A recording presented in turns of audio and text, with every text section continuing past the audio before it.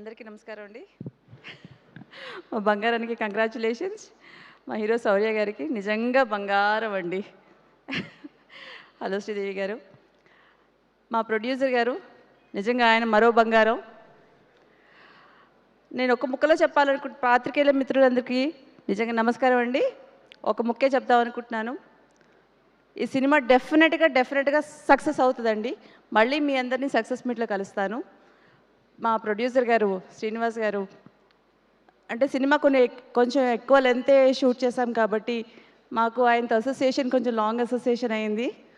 And I also met him in US. Wonderful host. Thank you sir.